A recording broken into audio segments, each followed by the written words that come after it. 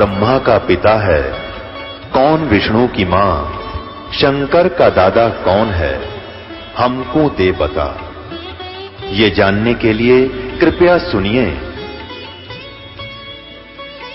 जगत गुरु तत्वदर्शी संत रामपाल जी महाराज के अमृत वचन सर्व पवित्र धर्मों के पवित्र शास्त्रों के आधार पर। अब तत्व ज्ञान परमात्मा कहते हैं, जो हम तत्व ज्ञान बताते हैं, भक्ति शास्त्र अनुसार बताते हैं, इसने तो सुनकर राजी नहीं, और बाकी कितनी ही इसके पीठ पर लाद दे ये गलत साधना, सारिया ने गधे की तरह खींचे चला जाएगा। पेट पलनियां भी चल पड़ेगा, नंगे पैरा भी वहां पहुंच जाएगा, छाले भी पड़ जाएंगे, और कह दे इसने, और खड़ा होकर तप कर ले, पैर सूझ जाएंगे। इसको यूं कह दे भाई, जो शास्त्रों में लिखा है ऐसा लिखा है, नाम उठत नाम बैठत नाम सोवत जागवे, नाम खाते नाम पीते नाम सेती लागवे।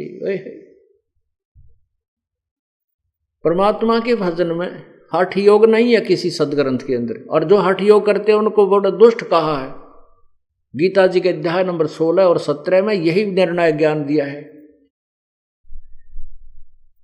तो यहां यही बताना चाहते हैं कि एक आत्मा रो रही है, कहती है मैं तो दे दी बालम बैरे नू,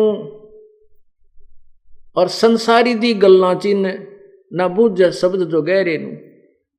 एक जनसाधारण नू कह दे भाई वहां पूजा, वहां उस धाम पर चला जा, और वहां एक जाटी के धागा बांध का आया करते हैं, और तेरा पोता हो जाए या छोरा हो जाए जब खोल काना है वो। अब 1000 आदमी जाएंगे, उसमें 10 के तो स्वाभाविक छोरा या लड़का हो जाएगा, कोई काम सरेगा।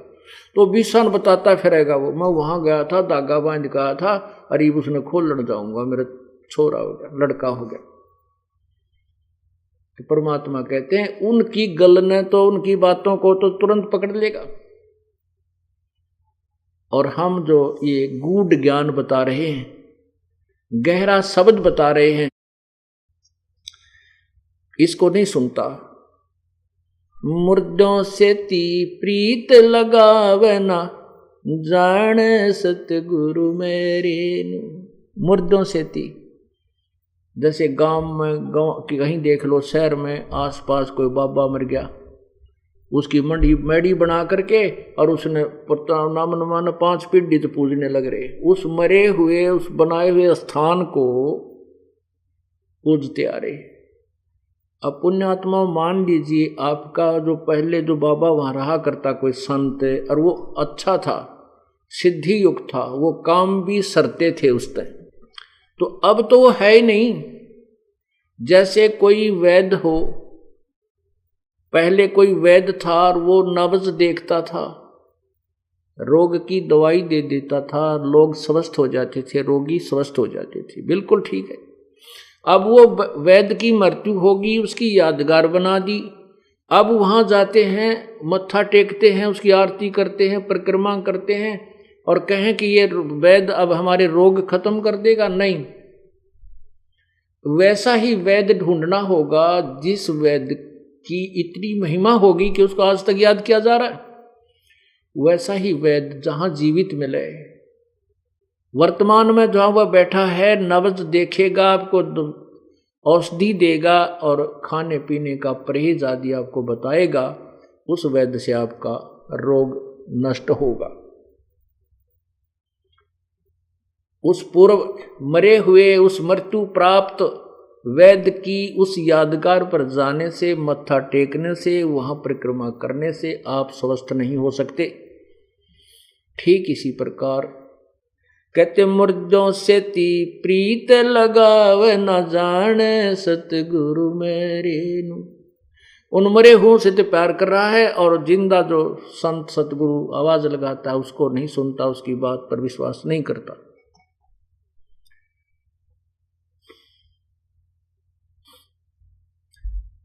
श्वेत छतर सिर मुकुट विराजय। अभी तक सभी परमात्मा को निराकार निराकार का गाटा जोड़ रखा है। आप किसी पवित्र हिंदू धर्म के अनुयायी ने या उस महापुरुष ने या किसी संत ने या मंडलेश्वर ने ऋषि ने पूछ ले, महर्षि आखिर में यही कहेंगे परमात्मा निराकार है।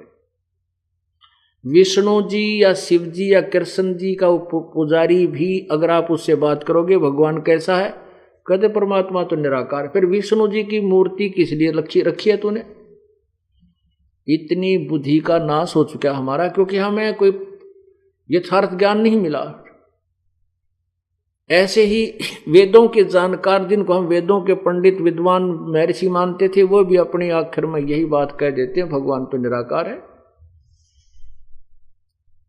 अब पवित्र सिख धर्म में आप देखिए, उनसे पूछिए कि परमात्मा कैसा है। परमात्मा कहते हैं, नानक साहब ने कहा तू ही एक निरंकार, तू निरंकार है। श्री नानक साहब जी की दोनों प्रकार की वाणी गुरु ग्रंथ साहिब के अंदर विद्यमान है। जैसे वो पहले हिंदू धर्म में जन्मे थे और श्री ब्रजलाल पांडे से ब्राह्मण से वो गीता का ज्ञान पढ़ा करते थे, अक्षर ज्ञान भी उन्होंने प्राप्त था, कुछ संस्कृत भी जानते थे और हिंदी भी पढ़े थे, फारसी भी पढ़े थे। जब तक वो हिंदू धर्म के ज्ञान पर आधारित थे तब तक तो प्रभु को निराकार कहते थे। फिर परमात्मा स्वयं आए थे, उनको बेई नदी पर मिले थे, उनको सतलोक लेकर गए थे। उसके उपरांत उन्होंने परमात्मा को निराकार नहीं कहा। उसके बाद तो कहा कि फाई सूरत मुल्क की वेश ए ठगवाड़ा ठगी देश खरा सियाणा बोता बार ये धानक रूप रहा करता। श्री गुरु ग्रंथ साहिब श्री राग श्री और पृष्ठ नंबर 24 पे ये पूरा शब्द लिखा है और पन्ना नंबर 721 पर गुरु ग्रंथ साहिब में लिखा है कि हक्का करीब करीम तू, हक्का कबीर करीम तू, ओहो बेऐब परवरदिगार, एक अर्ज गुप्तम पेश तोदर कून करतार, हक्का कबीर करीम तू बेऐब परवरदिगार। हक्का कबीर माने सत्य कबीर। और इसी प्रकार पवित्र ईसाई धर्म के किसी भी अनुयायी को आप पूछिए, वो कहेगा परमात्मा कैसा है। अंग्रेजी बोलते हैं वो लोग ज्यादा, कहते हैं गॉड इज फॉर्मलेस, फॉर्मलेस में निराकार। और जबकि पवित्र बाइबल में स्पष्ट किया कि परमात्मा ने मनुष्य बनाए अपने जैसे, अपने स्वरूप के अनुसार बनाए, तो परमात्मा कैसा हुआ? साकार हुआ, निराकार नहीं। देखिएगा पवित्र बाइबल, ये देखिएगा पवित्र बाइबल संपूर्ण जीवन अध्ययन बाइबल। अब इसमें नीचे देखिएगा क्या लिखा, यहां कहां से प्रकाशित है ये जर्नल एडिटर, ये जर्नल एडिटर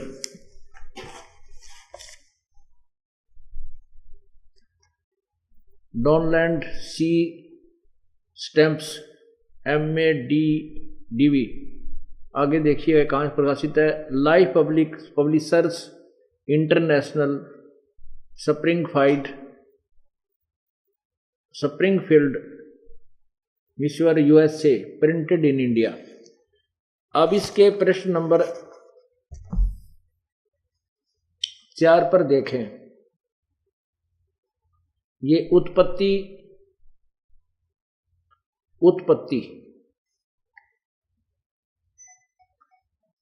अब देखें उत्पत्ति। यहां परमात्मा ने आदि में परमेश्वर ने आकाश और पृथ्वी की सृष्टि की। पृथ्वी बेडौल सुनसान पड़ी थी और गहरे जल के ऊपर तैर रही थी, अंधियारा था तथा परमेश्वर का आत्मा जल के ऊपर मंडराता था। अब हम जो सिद्ध करना चाहते हैं, नीचे आइएगा, ये प्रथम परमेश्वर ने उजियाले को दिन और अंधियारे को रात कहा, सांझ हुई फिर भोर हुआ, ये इस प्रकार पहला दिन। नीचे देखो, ये सांझ हुई, भोर हुआ, फिर दूसरा दिन, आगे देखो, फिर तीसरा दिन, नीचे देखो, सांझ हुई, फिर चौथा दिन, यहां आओ, फिर सांझ हुई, भोर हुआ, इस प्रकार पांचवां दिन, यहां देखो, अब छठवां दिन जो है, फिर परमेश्वर ने कहा कि हम मनुष्य को अपने स्वरूप के अनुसार अपनी समानता में बनाएं और वे समुद्र की मछलियों, आकाश के पक्षियों, घरेलू पशुओं और सारी पृथ्वी पर और सब रेंगने वाले जंतुओं पर जो पृथ्वी पर रेंगते हैं अधिकार रखें। यानी उनमें स्याना हो, कंट्रोलर हो, लेकिन खाने के लिए नहीं कहा। आगे देखना, तब परमेश्वर ने मनुष्य को अपने स्वरूप के अनुसार उत्पन्न किया। अपने ही स्वरूप के अनुसार परमेश्वर ने उसको उत्पन्न किया, नर और नारी करके उसने मनुष्य की सृष्टि की। और परमेश्वर उनको आशीष दी और उनसे कहा कि फूलो और फलो और पृथ्वी भर पर में भर जाओ। आगे देखो, ये देखना, फिर परमेश्वर ने उनसे कहा कि सुनो, जितने बीज वाले छोटे छोटे पेड़ सारी पृथ्वी के ऊपर हैं वे और जितने वृक्षों में बीज वाले फल होते हैं वे सब मैंने तुमको दिए हैं, वे तुम्हारे भोजन के लिए। या किसी भी मनुष्य को पवित्र बाइबल में मांस खाने का आदेश नहीं है। आगे देखो,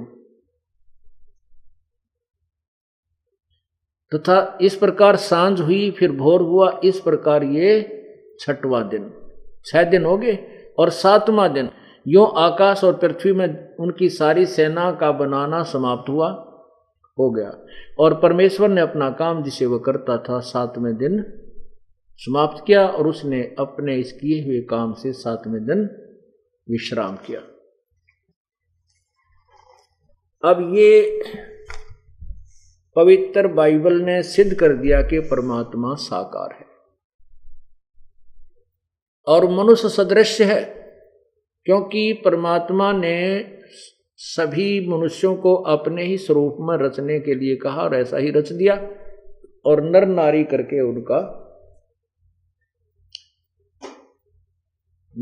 करके उनकी सृष्टि की। और साथ में यह भी आदेश दे दिया कि तुम मांस नहीं, केवल फलदार वृक्ष और बीजदार पौधे, यानी जैसे गेहूं, चने, बाजरा, ज्वार, ये खा सकते हो।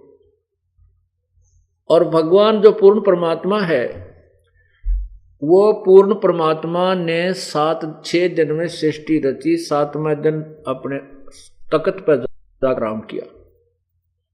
उसके बाद यदि पवित्र बाइबल में कहीं मांस खाने का आदेश है तो पूर्ण परमात्मा का नहीं, वो किसी और देव का है और वो उसका अनुसरण नहीं करना हमने। जैसे जैसे एक उदाहरण देते हैं कि एक व्यक्ति की किसी थानेदार से दोस्ती थी, थानेदार से, एसएचओ से मित्रता थी।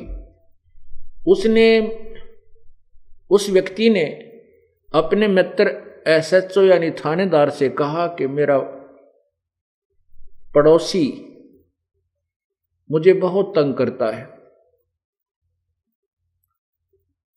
नहीं मानता, मैंने सब प्रार्थना की है, वो बहुत परेशान करता है। तो उस एसएचओ ने अपने मित्र से कह दिया कि मार लठ, उसके माप देख लूंगा।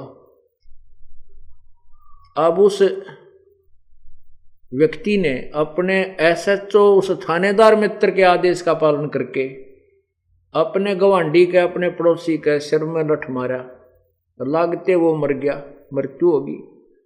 अब उसने संविधान तोड़ दिया राजा का, एक अधिकारी के कहने से। राजा का अधिकार था कि राजा का जो कानून है, नियम है कि यदि कोई किसी की हत्या करता है तो उसको सजाए मौत होती है। दी जाती है। अब उस नालायक ने, उस अनजान ने अपने एक अधिकारी मित्र के आदेश का पालन करके राजा के नियम का भंग कर दिया, तो जिस कारण से उसको सजा मिली, सजाए मौत हुई। राजा का संविधान था, राजा का संविधान है कि कोई किसी की हत्या करता है तो उसको सजा मिलेगी या 20 साल की सजा होगी, कैद होगी। और उसके मित्र थानेदार ने उसको कह दिया मार लठ माप देख लूंगा, तो उसका आदेश पालन करने से राजा का संविधान तोड़ दिया, उसको सजा मिली। ठीक इसी प्रकार पवित्र सदग्रंथ, जैसे पूर्ण परमात्मा यानी भगवान का आदेश है कि किसी भी प्राणी को, किसी भी मनुष्य ने कोई मांस नहीं खाना, केवल फलदार वृक्ष तुम्हें दिए हैं और बीजदार पौधे, नथिंग एल्स। और यहां तक आगे लिखा है इसी में कि जितने भी प्राणी हैं उनके भी मांस खाने का आदेश नहीं है, वो भी घास वाले पौधे, ये छोटी छोटी झाड़ियां आदि ये खा सकते हैं। पुण्यात्मा, सतयुग में शेर भी मांस नहीं खाते थे। प्रारंभ में जब सतयुग प्रारंभ होता है, वो इतने अच्छे वृक्ष होते हैं उस समय कि पंजे मार करके, कुछ ऐसे पेड़ हैं जिनमें से बहुत अच्छा शरबत जैसा पदार्थ निकलता है, उसको शेर आहार किया करते थे। अब उनका परमानेंट आहार मांस बन गया। आप देख लीजिए, हमारे पवित्र हिंदू धर्म के अंदर कोई भी मांस छूता नहीं था, और मुसलमानों को हिंदू धर्म के श्रद्धालु इसलिए बुरा मानते थे कि वो मांस खाते थे। अब हिंदू धर्म में मांस शायद सबसे ज्यादा खाने लगे। ऐसे ही पवित्र सिख धर्म के अंदर कोई मांस आहार नहीं करता था, और किसी भी सदग्रंथ में या किसी गुरु ग्रंथ साहिब में कहीं पर प्रावधान नहीं है, बल्कि इसके मांस खाने वालों को महापामर प्राणी कहा है। और अब देख लो, मेरे ख्याल में सिख धर्म सबने माफ कर गया मांस खाने में। अगर और समय में 100-200 वर्ष के बाद कोई ये कहेगा कि हमारे पूर्वज श्री नानक जी और वो 10 बादशाह कभी मांस नहीं खाते थे, कोई नहीं मानेगा। इसी प्रकार सतयुग में शेर मांस नहीं खाते थे प्रारंभ में। मनुष्य का तो कहना ही क्या है। तो यही समझ लेना चाहिए कि परमात्मा जो पूर्ण ब्रह्म है, उसने 6 दिन में सृष्टि रची और इस काल के को संभाल दी इसकी, और आप सतलोक में जाके विराजमान हो गया, अपने तख्त पर बैठ गया। अब इसी का प्रमाण पवित्र कुरान शरीफ देखिए, सूरत फुरकानी 25 आयत नंबर 52 से 59 में स्पष्ट किया है।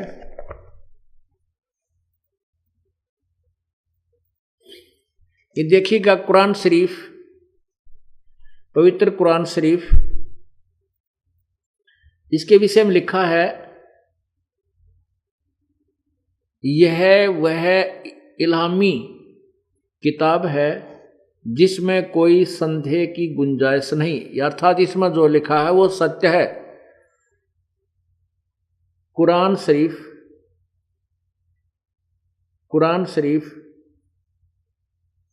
नीचे लिखा है, ये मुतरजम बहराइशिय अनुवाद सटीपन, ये इसका अनुवाद है। शास्त्रीय अरबी पद्धति पर नागरी लिपि में रूपांतर नंद कुमार अश्वथी। आज नीचे देखिए, शेरवानी संस्करण, ये कहाँ से छपा है? प्रकाशक हैं लखनऊ किताबघर, मौसम बाग, सीतापुर रोड, लखनऊ। अब इसका देखिएगा, यहाँ पर ये है सूरत फुरकानी,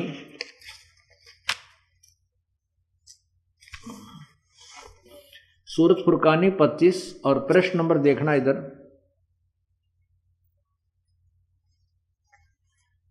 604 पे नीचे आइएगा। पहले हम ये संस्कृत ये देखते हैं फारसी। ये आयत नंबर 51 देखिएगा, फला तुतियल काफिरिन व जिहादम बही जिहादन कबीरन, ये कबीरन शब्द 52 में। इसका अर्थ क्या किया है इन्होंने, नीचे देखिएगा, हिंदी किया है इन्होंने खुद ही, नीचे देखो, नीचे यहां इस 52 का हिंदी किया है, 51 का हिंदी किया है। तो ए पैगंबर, तू काफिरों का कहा न मानना, कहा न मानना, और इस कुरान की दलीलों से उनका सामना बड़े जोर से करो। इन्होंने कबीर का अर्थ बड़ा कर दिया। इसमें क्या कहा है कि कुरान शरीफ बोलने वाला अल्लाह, जिसको हजरत मोहम्मद जी यानी मुसलमान धर्म के प्रवर्तक श्री हजरत मोहम्मद जी कह रहे हैं, हजरत मोहम्मद जी को उसका अल्लाह जिसको वो खुदा मानते हैं, वो कह रहा है कि ए पैगंबर हजरत मोहम्मद, तो इन काफरों का कहा ना मानना, ये कबीर पर जो मैं तेरे को कुरान शरीफ के अंदर जो वचन बोल रहा हूं इन पर विश्वास करना। और वो कबीर परमात्मा है, उसके जो मैं कह रहा हूं वो कबीर परमात्मा है, उसके ऊपर विश्वास करना। इन काफरों का कहा ना मानना, क्योंकि ये कबीर को भगवान नहीं मानते। फिर 53, 54, 55, 56, 57, 58, 59 तक ये कहा है कि ये वही परमात्मा है, ये कबीर वही परमात्मा है जिसने जमीन और आसमान के बीच में जो कुछ भी है उसको 6 दिन में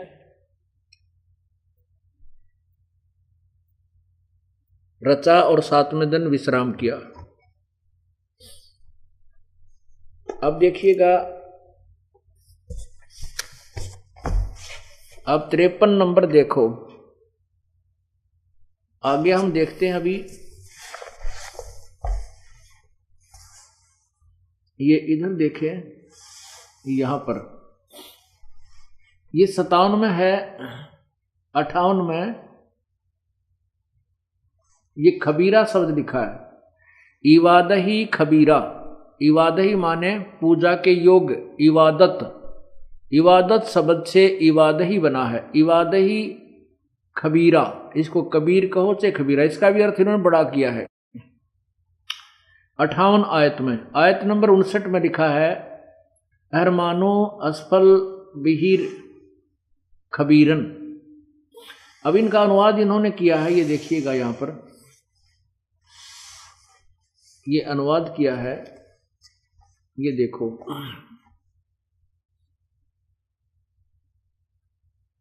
ये अब 57 का जो 58 में देखो, ए पैगंबर हजरत मोहम्मद का खुदा कह रहा है, ए पैगंबर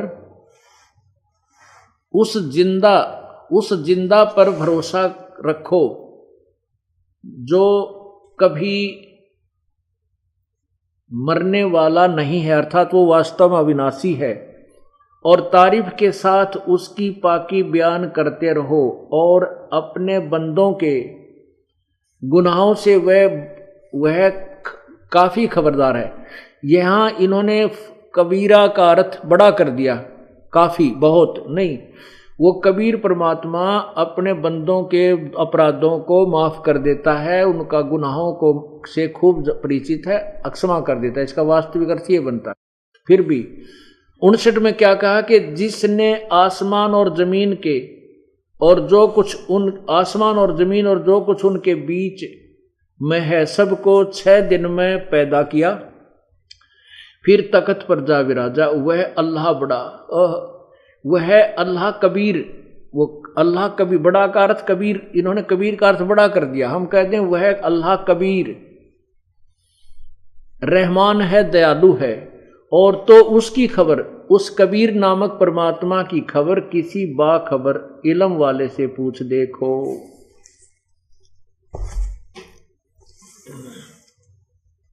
अब इससे क्या सिद्ध हुआ?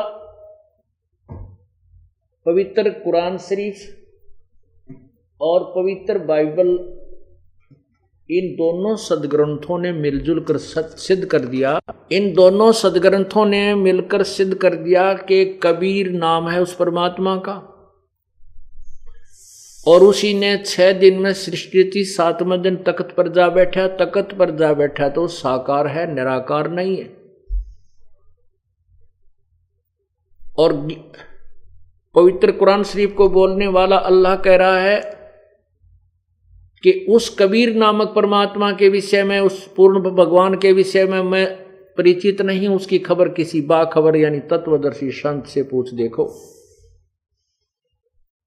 यही पवित्र गीता जी अध्याय नंबर 4 के श्लोक 34 में, पवित्र यजुर्वेद अध्याय नंबर 40 के श्लोक 10 और 13 में गीता ज्ञान दाता और वेद ज्ञान दाता ब्रह्म कह रहा है कि उस तत्व ज्ञान के विषय में पूर्ण परमात्मा के, उस परमात्म तत्व के पूर्ण परमात्मा के विषय में किसी तत्वदर्शी संत से पूछो। अब सभी सदग्रंथों का एक ही निष्कर्ष निकला कि पूर्ण परमात्मा कबीर है और वो मनुष्य सदृश है, नर आकार है उसका। और ये भी निकला कि किसी भी सदग्रंथ में उस परमात्मा का आदेश नहीं है कि मांस खाओ, क्योंकि उस परमात्मा ने तो 6 दिन में सृष्टि रची, 7वें दिन वो तख्त पर विराजा।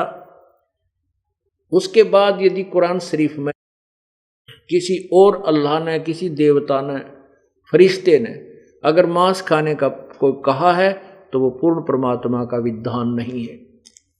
उसके आदेश का पालन करके मांस खाना तो उस पर पूर्ण परमात्मा के संविधान को भंग करना है, जिसकी सजा भोगनी होगी। जैसा आपको अभी उदाहरण सुना था उसी को यहां समझना। साथ में यह भी कहा कि वो उस परमात्मा के, जो कबीर परमात्मा है, जो हजरत मोहम्मद जी के को कहा है कि जो तुझे जिंदा रूप में मिला था उस जिंदा पर भरोसा करना। जिंदा महात्मा, मुसलमानों में जिंदा महात्मा होते हैं, एक सिर के ऊपर काला टोप पहनते हैं, नीचे चोटे वाला गोल गोल सा, और एक पूरा ओवर कोट पहनते हैं जो घुटनों से भी नीचे तक का होता है, और एक अपना कच्छा पहनते हैं। तो उसको जिंदा महात्मा कहते हैं और वो परमात्मा जिंदा महात्मा के रूप में मिलता है। हजरत मोहम्मद जी को मिले थे कबीर परमात्मा कहते हैं, हम मोहम्मद को वहां ले गए हो, इच्छा रूपी वहां नहीं रहो। उल्ट मोहम्मद महल पठाया, शरीर में भेज दिया और गुज बीरज एक कलमा लाया। रोजा बंग नमाज कही रे और देई रे और बिस्मिल की नहीं बात कही रे।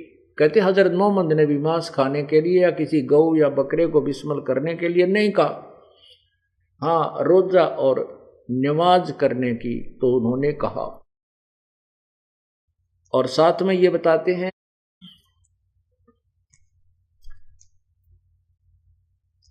नबी मोहम्मद नमस्कार है राम रसूल कहाया, 1,80,000 को सौगंध जी नहीं कर चलाया। अरस कुरस पर अलय तकत है, खालक बिन नहीं खाली, वो पैगंबर पाक पुरुष थे साहिब के अब्दाली। वो 1,80,000 पैगंबर, 1,80,000 अनुयायी हुए थे हजरत मोहम्मद जी के।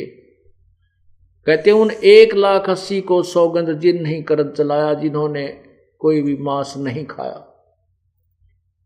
अब इस धर्म को हो गए 1200-1300 वर्ष। अब किसी का यकीन नहीं हुआ कि हजरत मोहम्मद जी मांस नहीं खाते थे। और सिख धर्म को देख लेना, जब 1000-1200 वर्ष हो जाएंगे कोई भी नो नहीं मानेगा कि नानक साहब जी मांस नहीं खाते थे। अब पर दस जाएगी कि वो भी खाते थे, नो कहने लग जाएंगे, यानी दंत कथा बन जाए। तो कहने का हमारा भाव ये है कि इस तत्व ज्ञान को बार बार समझाना और कहना उद्देश्य यही है कि हम पूर्ण परमात्मा को और तत्व ज्ञान को, यथार्थ मोक्ष मार्ग को पहचान कर अपना कल्याण करवाएं। अब इनसे दोनों सदग्रंथों ने, तो तीनों सदग्रंथों ने, 3 धर्मों में सिद्ध हो गया कि परमात्मा साकार है। अब आपको यजुर्वेद के अंदर दिखाते हैं परमात्मा सशरीर है। अब ये चारों 3 धर्मों में सिद्ध है, चौथा धर्म आपके समक्ष और प्रस्तुत करते हैं। और सभी धर्मों के जो मार्गदर्शक वर्तमान के, पूर्व वाले नहीं, उन्होंने सही बताया है, वर्तमान के जो मार्गदर्शक हैं वो हमें सच्चाई से परिचित नहीं करा सके। अब देखिएगा यजुर्वेद,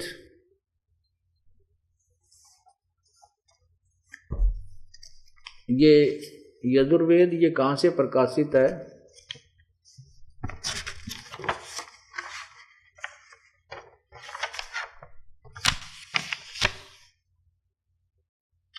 प्रकाशक है सार्वदेशिक आर्य प्रतिनिधि सभा 2/5 महर्षि दानंद भवन, रामलीला मैदान, नई दिल्ली से। और ये कहाँ से मुद्रक? Prince offset printers 1510 Pataudi house, Daryaganj, नई दिल्ली। अब इसमें ये महर्षि दानंद सरस्वती द्वारा अनुवादित है। महर्षि दानंद जी भी परमात्मा को निराकार कहते हैं, जबकि वेद साकार बतावें। ये देखो पंचम अध्याय, पंचम अध्याय आरंभ, नीचे देखो, ये प्रथम मंत्र में 5वें अध्याय के में लिखा, अग्ने तनुरसी विष्णुवे तवा सोमस्य तनुरसी। अग्ने माने परमेश्वर, तनु माने सशरीर, असी माने है। विष्णुवे तवा सोमस्य, सर्व के पालन करने के लिए, तवा माने उस, सोमस्य माने अमर पुरुष यानी भगवान अमर परमात्मा का, विनाशी प्रभु का, तनु माने शरीर, असी माने है। नीचे देखिए अनुवाद महर्षि जी का। सच्चाई को छुपाने के लिए, अपनी अधूरी सोच को परखने के लिए स्वामी दयानंद जी ने कितना अनर्थ किया है। हे मनुष्यों, तुम लोग जैसे मैं जो हवि अग्नि, अग्नि माने बिजली प्रसिद्ध रूप, अग्नि के, तनु माने शरीर के, समान असी माने है। इसके सेंटेंस की कोई सेंस भी नहीं बनती। ये कहना क्या चाहते हैं स्वामी जी? जबकि सीधा अर्थ है अग्नि माने परमेश्वर और तनु माने शरीर, असी माने है। आगे है तवा माने उस, इन्होंने लिखा है उसको विष्णुवे माने यज्ञ की सिद्धि के लिए स्वीकार करता हूं। जो सोमस्य माने जगत में उत्पन्न हुए पदार्थ समूह की, तनु माने विस्तार पूर्वक सामग्री, असी माने। देख के क्या अनर्थ कर डाला। अब ये देखिएगा इसी 5वें अध्याय के 35वें श्लोक में स्वयं ही कहते हैं कि तनु माने ना, सोम माने परमेश्वर। ये देखो ये 35वां श्लोक है। सोम, ये सोम माने ऐश्वर्य देने वाले जगदीश्वर, सोम। और पुण्यात्मा यहां देखिए फिर सोमस्य, हम इसको सीधा अर्थ कर लें सोमस्य, विष्णुवे तवा सोमस्य। सोमस्य माने उस जगदीश्वर का, तनु माने शरीर, असी माने है। किसी भी डिक्शनरी में उठा के देख ले, तनु माने शरीर, असी माने है।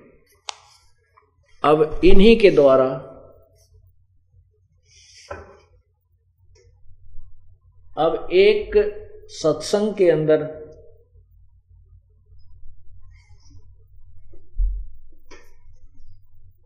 हर प्रकार के श्रोता आते हैं, प्रथम बार भी आए होंगे और कुछ एक को स्पेशल प्रार्थना करके भी हमारे भक्त लाए होंगे। इसलिए उनको भी पूर्ण रूप से समझाने के लिए कि अग्नि माने परमेश्वर होता है। ये स्वामी दयानंद जी ने सत्यार प्रकाश के प्रारंभ में लिखा है कि जहां अग्नि शब्द हो उसको परमेश्वर मानिए। और इन्हीं के आधार से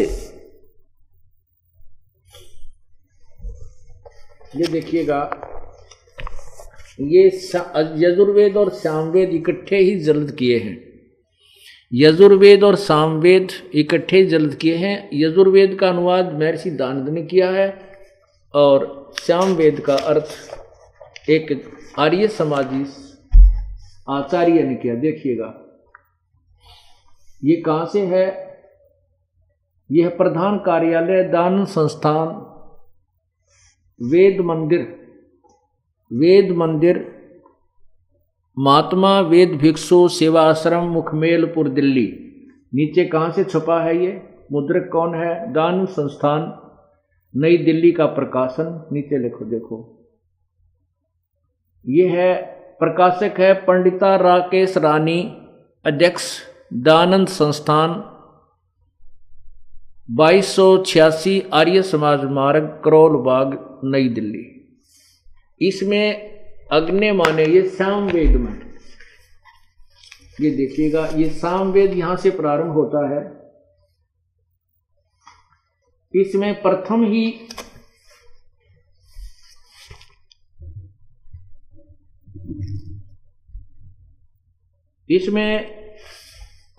ही अध्याय में क्या लिखा है, अग्नि। देखो ध्यान से, अग्नि माने हे परम ईश्वर, नीचे देखो जल्दी करो, अग्नि माने हे परमेश्वर, अग्नि माने ईश्वर को, अग्नि माने परमेश्वर, अग्नि माने परमेश्वर, अग्नि माने हे ईश्वर, अग्नि माने हे ईश्वर। ये देखो अग्नि माने हे ईश्वर। आगे देखो, अग्नि माने हे ईश्वर,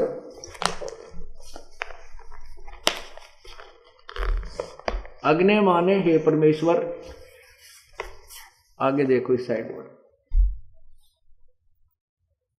शुरू से अग्नि माने हे ईश्वर। नीचे देखो, अग्नि माने हे परमेश्वर, अग्नि माने हे परमेश्वर। और भी सैकड़ों जगह पर जितने भी लाल निशान आपको दिखते हैं, अग्नि माने परमेश्वर। और यहां अग्नि माने परमेश्वर लिख दे, अग्नि माने परमेश्वर, तनु माने स, शरीर रसी माने है विष्णुवे तवा सोमस्य तनुरसी।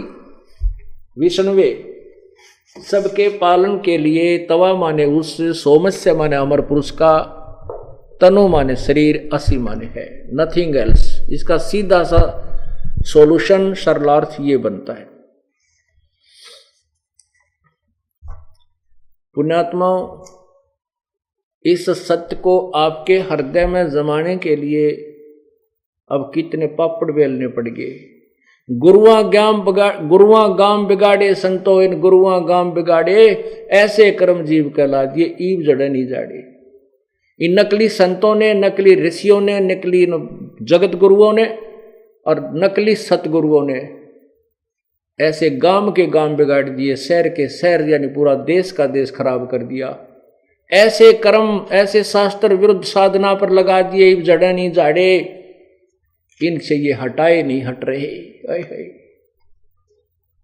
अब इस सबसंवेद कबीर परमेश्वर की अमर वाणी को सिद्ध करने के लिए, कौन सी वाणी को, ओए होए, मत दे दी है बालम बैरेनु, मत दे दी है बालम बैरेनु, मत तो दे दी है।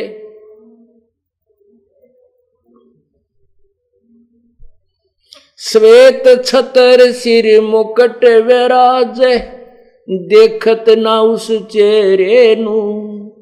श्वेत छतर सिर मुकट विराज, देखत ना उस चेहरे नू।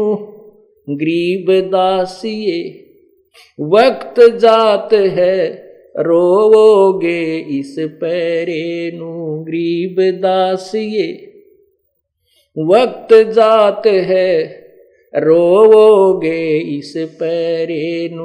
मैं तो दे दी है बालम, दे दी है बालम बैरे नू। मैं तो दे दी है।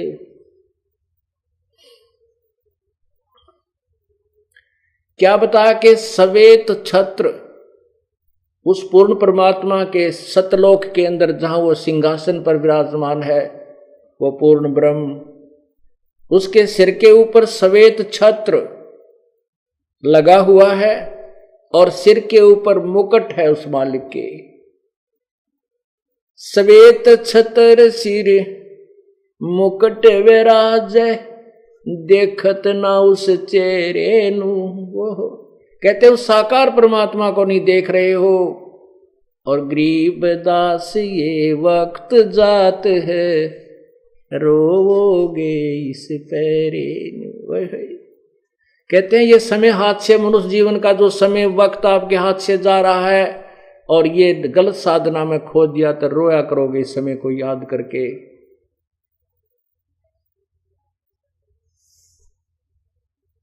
ऊंची थलियां खेती बोवे, ये भूल गए नजर डरे नु। कहते हैं ऊंची थलियों पर, पहले सिंचाई साधन ट्यूबवेल्स वगैरह नहीं थे और ये व्यवस्थित कैनाल भी नहीं थी, वर्षा पे आधारित होते थे खेती। तो परमात्मा क्या बताना चाहते हैं कि उस खेती जो तुम अपने उस डहर होता है उपजाऊ जमीन, झील वाली नीचे स्थान वाली को डहर, और ऊंचे स्थान पर जो उसको थली बोलते हैं।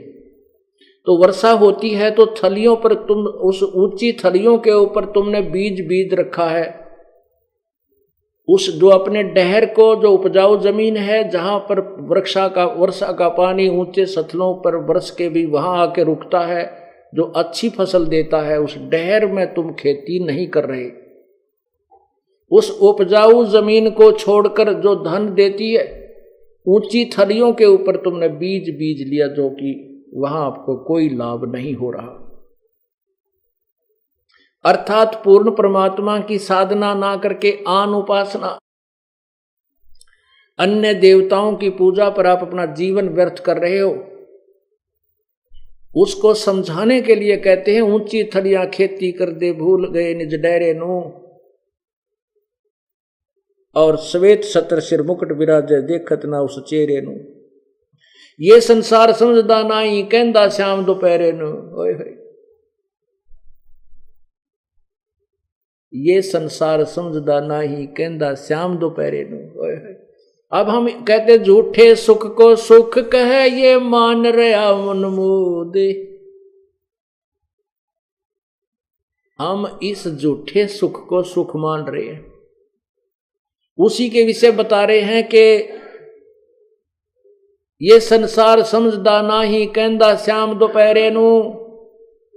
जैसे किसी व्यक्ति ने शराब पी रखी हो और जून के महीने में दिन के 12 बजे बाहर पड़ा सड़क पर, उसको कोई कहता है कि उठ ले भाई, बहुत गलत जगह पड़ा है, तो तेरे पसीने आए पड़े हैं। वो कहता मत छेड़ा मुझे, क्योंकि उस नशे में उसने पता ही नहीं। वो कहता नहीं मौज हो रही है यहाँ पर, मत छेड़ मुझे। अब वो नशे में पड़ा, उसको पता नहीं तेरे जो है ना यहाँ मरेगा तो गर्मी के अंदर। हम काल के लोक को में एक दूसरे को देखकर अपने दुख को हल्का मानकर सुखी मान रहे हैं। एक व्यक्ति का एक का बेटा था, उसकी मृत्यु होगी। एक के 3 बेटे थे, उसमें से एक की मृत्यु होगी। अब जब व्यक्ति इकट्ठे होते हैं, किसी के मृत्यु होती है तो चर्चा चलती है कि देख भाई, उस फलाने व्यक्ति का एक का बेटा था बेचारे का, वो भी मर गया। तो जिसके 3 नाम थे, एक मरा है, वो 9 सबर करके संतुष्ट हो जाता है। हे परमात्मा, उससे तो मैं सुखी, उसका एक का था बेचारे का, वो भी मर गया, मेरा तो एक का मरा है। अरे तेरा बुलाओ यो। तो यहां परमात्मा कहते हैं इस झूठे सुख को सुख है, ये मान रहा मनमोद, ये सकल चबीना काल का, कुछ मुख में कुछ बोल। तो गरीबदास जी महाराज परमात्मा कहते हैं, कबीर परमेश्वर की महिमा बताते हुए गरीबदास जी कहते हैं, गरीबदास ये वक्त जाता रोगे इस पैरे। ये मनुष्य शरीर एक बार हाथ से छूट गया, कहते हैं कुत्ते बनकर ऊपर को मुंह करके रात्रि में रोया करोगे, या के बनी हमारे संग में। इसलिए उस पूर्ण परमात्मा की भक्ति कीजिए, उसी से हमें लाभ होगा। बोलो सतगुरुदेव सत साहिब। कर जोरूं विनती करूं, धरूं चरण पर शीस।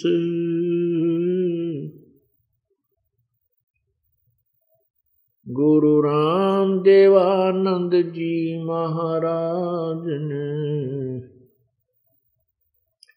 दियो नाम बख्शीश, कोटि कोटि सिजदा करूं, कोटि कोटि प्रणाम। चरण कमल में राखियो, मैं बंदी जाम गुलाम।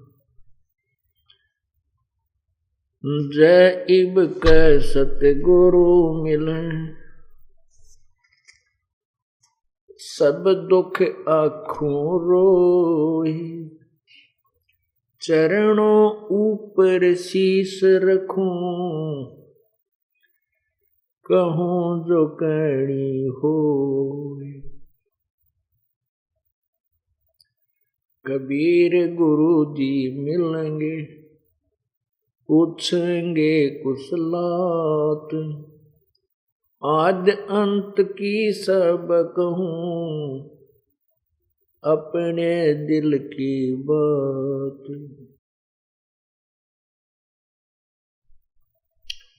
गुरु जी तुम ना भूलियो, चाहे लाख लोग मिल जाएं। हमसे तुमको बहुत हैं, तुमसे हमको न।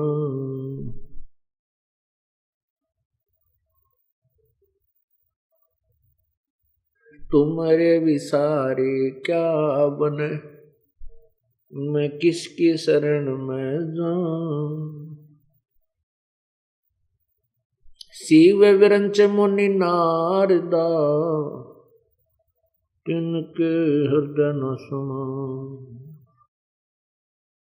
बंदी छोड़ दयाल जी, तुम तक हमारी दौड़े। जैसे कागज जहाज का, सूजत और न ठोरी। सतगुरु के दरबार में मेरी थर थर कांपे दे। ना जानो किसी बात पर हमरा टूट न जावे ने। कुत्ता तेरे दरबार का, मोतिया मेरा नाम। गले प्रेम की रस्सी, जा खींचो ता जाऊं। तो करो तो बावड़ू, दूर दूर करो तो जाऊं। जो राखो तो ही रहूं, जो देवो सो खाऊं। अब गुण किए तो बहुत किए, करत न मानी हार। बावे बंदा बख्श दियो, बावे गर्दन उतार। अब गुण मेरे बाप जी, बख्शो गरीब नवाज। जो मैं पूत कपूत हूँ, बोर पिता को लाज। राम नाम रटते रहो, जब तक घट में प्राण। कब हो तो दीन दयाल के, डनक पड़ेगी कान।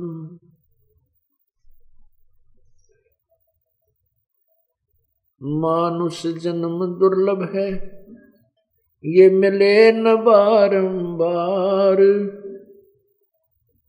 तरवर से पत्ता टूट गिरे, वो बोर न लगता डर। मानुष जन्म पाए कर, जो नहीं रटे हरि नाम। जैसे कुआ जल बिना, फिर बनवाया क्या काम।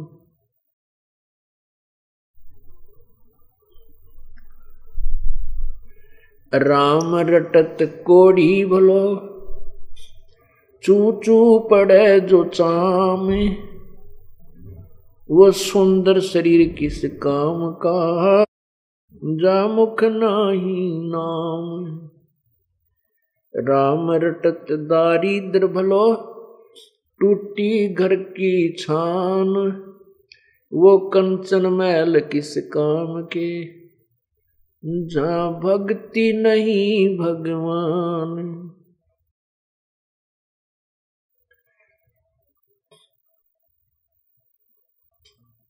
वो पृथ्वीपति चकवे गए, जिनके चक्र चलंत, रावण सरीखे कौन गिने, ऐसे गए अनंत।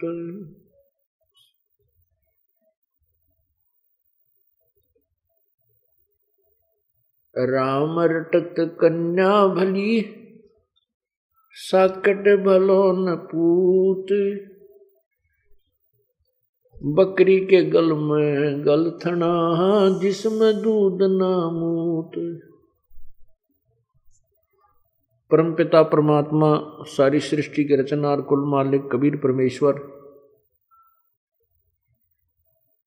हम काल जाल में फंसी हुई अज्ञान आत्माओं को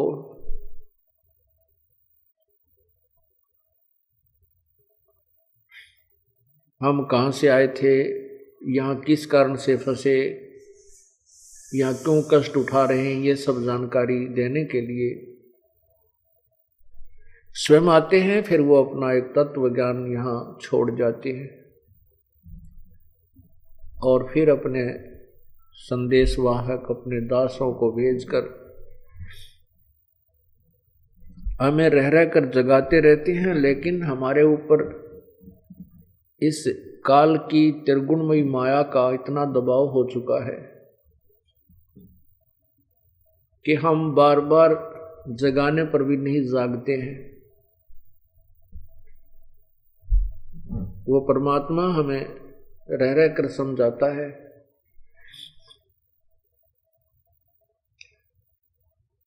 रह रह कर आते हैं और हमें अपना यथार्थ ज्ञान कराते हैं। हम यहाँ क्यों कष्ट उठा रहे हैं, हम कहाँ से आए थे, हमारा उद्देश्य क्या है यहाँ पर। आज हम बहुत संपत्ति के मालिक हैं, हमारा पूरा परिवार है और ना जाने किन कारणों से और कब किस समय हमारा यहाँ से जाना हो जाए, मृत्यु हो जाए।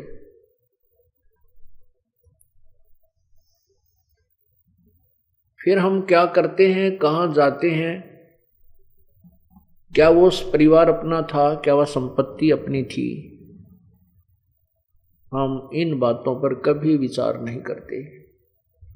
ये विचार भी परमेश्वर आकर ही कराते हैं कि तुम किस गफलत में सोए पड़े हो, तुमने करना क्या था, तुम कर क्या रहे हो।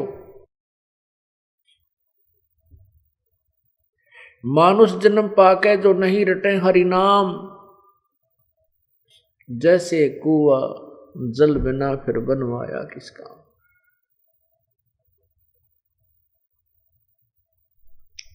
परमात्मा कहते हैं राम रटत कोढ़ी भलो। कोढ़ी जिसको कोढ़ लगा हो, कुष्ठ रोग युक्त व्यक्ति बहुत परेशान होता है और कहते हैं उसका चू चू पड़े जो चाम, उसका कट कट के चाम पड़ रहा है, गिर रहा है। यदि वो भी परमात्मा की भक्ति कर रहा है तो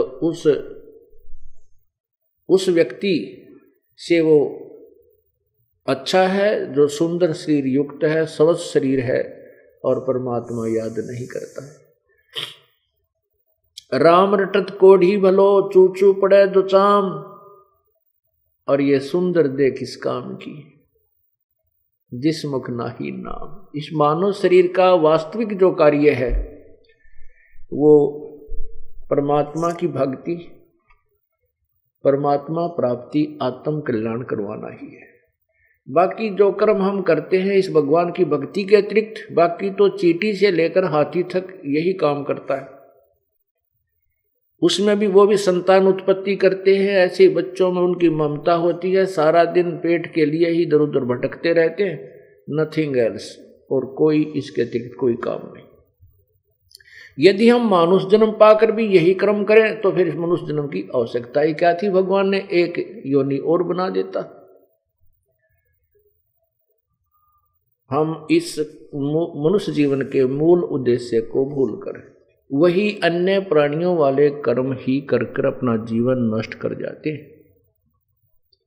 इसका कारण यह है कि हमें यथार्थ ज्ञान नहीं मिलता। वैसे तो प्रचारक, उपदेशक, संत की पदवी अपने संत नाम धर के सतगुरु कहलाते हैं। ये बहुत प्रचार भी करते रहते हैं, गांव गांव में ढोलकी पीटते रहते हैं, और भी बड़े बड़े आश्रम बना करके विशेष बनाए बैठे हैं करोड़ों और लाखों की संख्या में, लेकिन उनके पास ना तत्व ज्ञान है, ना उनकी शब्द में शक्ति है, और न ही वो जीव उद्धार कर सकते, न ही वो समाज सुधार कर सकते। जीव उद्धार, आत्म कल्याण और समाज सुधार भी परम संत की ही कृपा से, परमात्मा की रजा से उसके अंदर शब्द शक्ति होती है, तभी संसार बुराई भी त्याग सकता है, त्यागेगा, और आत्म कल्याण भी उसी विधि से होगा। ये ऐसा ही यही कारण रहा है कि पूरे गांव के गांव, देश का देश बिगड़ गया। कोई भक्ति नहीं चाहता, केवल पेट भरने के धंधे में अपना सारा दिन खो देते हैं और उसी को अपना परम करते हुए मान बैठे। क्योंकि हमारे साथ ये बीती हुई कहानी है, अब याद आती है, भगवान ये कैसे बिजली गिरी। हम जिस गांव में दास का जन्म था, जिस परिवार में कहीं रिश्तेदारी में जाते थे, कोई भी राम नाम की चर्चा करने वाला हमने नहीं मिला। अच्छे आदमी थे, भगवान से वैसे बुराइयों से डरने वाले थे, बचे हुए थे। अपना वो इतना ही जानते थे कि अपना कर्म करे, किसी का कोई दुख ना दे, किसी को चोरी ठगी नहीं करे, इतना तो वो बस मानते थे, लेकिन परमात्मा के आसपास नहीं थे। और यदि प्रभु की रजा ना होती तो हम भी उसी टोल में रल गए थे, हम भी उसी में चल रहे थे, उस वही सारी की सारी वही पकड़ जाते, सारी लाइन। ये परमात्मा ने रजा बख्शी, हमारा वो नशा उतार दिया जो माया का हो गया था। अज्ञानता का अंधेरे में हम मोह माया की नींद में सोए पड़े थे। तो ये सब कार्य यही रहा कि कारण यही है कि जैसे गांव गांव में पहले बहुत अच्छे धार्मिक लोग हुआ करते थे, और ये नकली संत कथा भी कराया करते थे। श्रद्धालु गांव के गांव इकट्ठे होकर उनके वचन सुनते थे, लेकिन उनके वचनों से 1% भी असर किसी का नहीं हुआ करता। क्यों नहीं होता था? क्योंकि उनसे न तो कोई सांसारिक सुख होता था उन संतों के द्वारा, और न ही उनके शब्द में शक्ति थी, वो कोई विकार भी नहीं छोड़ सकते थे। इसलिए कुछ दिनों के बाद ये नास्तिक होते चले गए। परमात्मा उनके द्वारा बताई गई विधि से कोई लाभ जनता को नहीं हुआ, श्रोताओं को नहीं हुआ, जिस कारण से उन्होंने परमात्मा को भजना ही त्याग दिया कि कुछ नहीं रखा, सब कुछ साधनाएं कर ली, हमें कोई लाभ हो नहीं रहा। इसलिए ये नास्तिक बन गए। नास्तिक भगवान से दूर हो गए, बीड़ी शराब मांस तम्बाकू पीने लगे, चोरी ठगी करने लगे, और चोरी ठगी करके हम धनवान बनने की चेष्टा करने लगे। जबकि परमात्मा की साधना से, भगवान की भक्ति से, विधिवत साधना से हम धनी भी हो सकते हैं, हमारे कष्ट भी दूर हो सकते हैं। वो विधि, वो कनेक्शन, उस पावर का हमें नहीं मिला, जिस कारण से हम भगवान को भूलने लग गए।